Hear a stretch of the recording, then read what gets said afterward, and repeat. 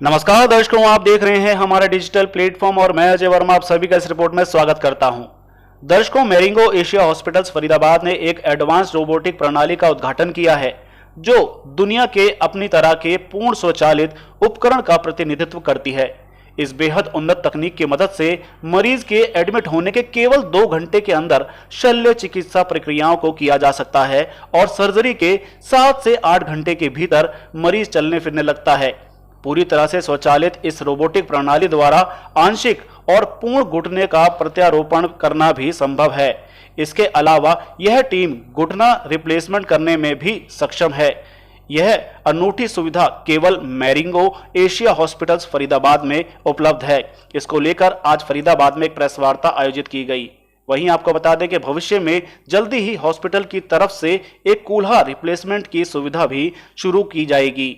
इस रोबोटिक में gap balancing की भी एक अनूठी विशेषता है जो अन्य रोबोटों में मौजूद नहीं है।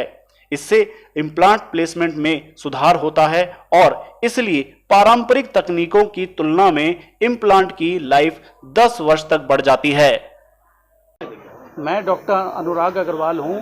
मैं as a director and head orthopaedics Marengo Asia hospital में कार्यरत हूं। आज हमने प्रेस कॉन्फ्रेंस इसलिए बुलाई है ये अनाउंस करने के लिए और बहुत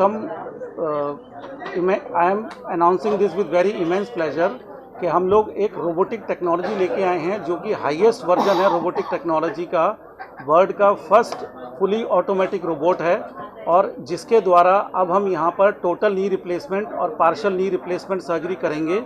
और हमारा काफ़ी अपग्रेडेड वर्जन आया है जिससे कि हम पेशेंट की प्लानिंग 2 घंटे में कर सकते हैं और पेशेंट की सेम डे ही सर्जरी कर सकते हैं। पेशेंट को एक दिन वेट नहीं करना पड़ेगा और साथ में हम काफ़ी अफोर्डेबल प्राइस के अंदर ये रोबोटिक नी रिप्लेसमेंट सर्जरी लेके आए हैं। रोबोटिक लाइफ है इस आपके रोबोट से कम नहीं तो 8 से 10 साल की लाइफ का इजाफा होता है नी रिप्लेसमेंट में। तो नी रिप्लेसमेंट के लिए है या कुछ और भी?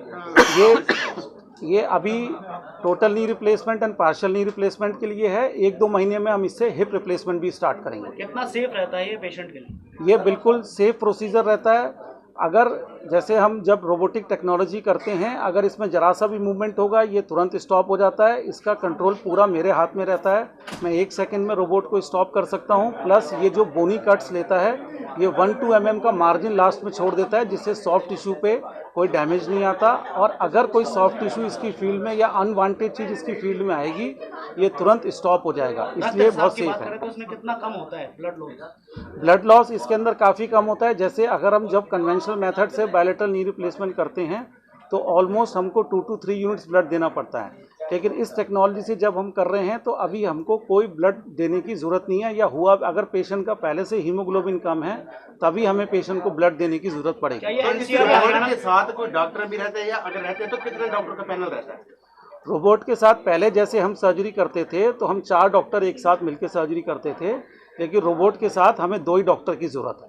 डॉक्टर आपने कहा कि बहुत अफोर्डेबल ये सर्जरी है। अगर एक डॉक्टर नी रिप्लेसमेंट की सर्जरी करता है और रोबोट सर्जरी करता है तो प्राइस डिफरेंस कितना होता है?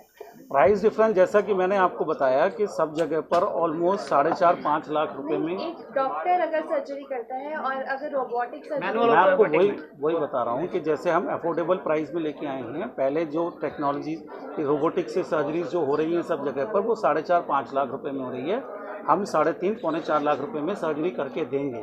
तो हम खाली मुश्किल से 50,000 रुपये का ही एक्स्ट्रा इसके अंदर रोबोटिक का पेशेंट के ऊपर लोड है। इस तकनीक का इस्तेमाल केवल फरीदाबाद में हो रहा है या पहले भी हो चुका है? भारत की बात करें या हरियाणा की बात करें इससे पहले? नहीं, ये टेक्नोलॉजी रोबोटिक टेक्नोलॉजी आई हुई है, पहले से आई हुई है। इंडिया के अंदर है ये टेक्नोलॉजी, लेकिन ये अब अपग्रेडेड वर्जन हम यहाँ पर लेके आए हैं जिससे कि पार्शियल नी रिप्लेसमेंट भी हो रहा है और हम सेम डे सर्जरी पेशेंट की कर सकते हैं।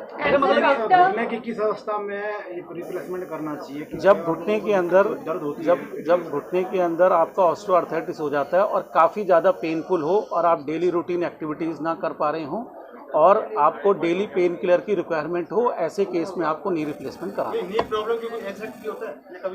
नी प्रॉब्लम यूजली जो नी रिप्लेसमेंट के लिए वो ओल्ड एज के अंदर होती है, बाकी नी की प्रॉब्लम यंग एज में भी देखने को मिल रही है। यूजली यंग एज के अंदर दूसरे प्रोसीजर्स करते हैं। पहले हम नी प्रिजर्वेशन सर्जरीज करते हैं, जैसे कार्टिलेज की सर्जरीज करते हैं, आर्थ्रोस्कोपिक सर्जरीज करते हैं, और ओल्ड एज के अंदर जब नी खराब हो जाता है तो नी रिप्लेसमेंट। ये एक्सीडेंटल केसेस में भी, जैसे कई बार एक्सीडेंट हो जाता है तो एक्सीडेंटल केस में और ज़्यादा कामयाब है। जैसे एक्सीडेंट हुआ किसी का, नी के अराउंड अगर कोई फ्रैक्चर हुआ, उसमें कोई प्लेट लगी, कोई डिफॉर्मिटी है, ऐसे केस के अंदर जब हम खुद सर्जरी करते हैं तो हमें वो सारी डिफॉर्मिटी असेस नहीं होती। रोबोट पूरी ऊपर से नीचे अलाइनमेंट बना के उस सर्जरी को कन्वेंशनल टेक्निक से ऑलमोस्ट 2 to 3 टाइम्स बेटर कर सकता है।